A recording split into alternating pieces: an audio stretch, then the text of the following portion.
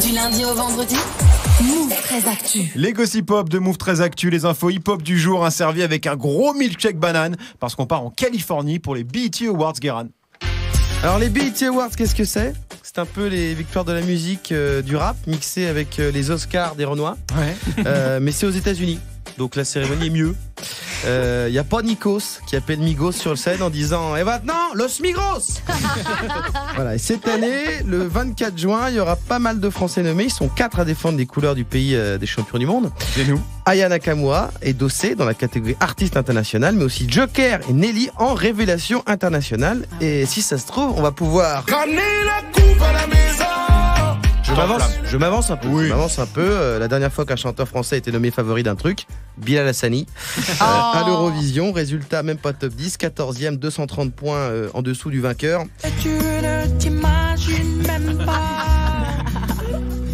comme ça fait mal. Et l'an dernier, Booba, Dadju, Niska et Prince Wally étaient aussi nommés au BET. Et alors là, bilan. Ils ont ramené Walou. Et pourquoi ça serait différent cette année alors ? Alors je vais pas vous mentir, tous ne sont pas au même niveau de probabilité. Clairement pour Joker et Nelly, j'aimerais me tromper, mais ça va être chaud. Dans la catégorie révélation internationale, il y a l'anglais Octavian qui pour moi est archi favori. Mais rien que la nomination, c'est prestige. C'est vrai.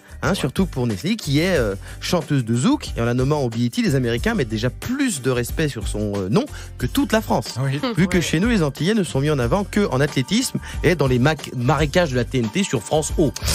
Voilà, Nelly, elle tape des millions de vues quand même avec des sons comme ça. Je veux chanter l'amour, les yeux vers les étoiles, je veux compter les jours. Et sachez que la pub qui passe avant sur YouTube, c'est pour des slips. Vive la France. Super. Alors, qui a ses chances selon toi ? Bah forcément les deux autres. Oui, merci Guérin. Oui, merci beaucoup. Dossé et Aya Nakamura.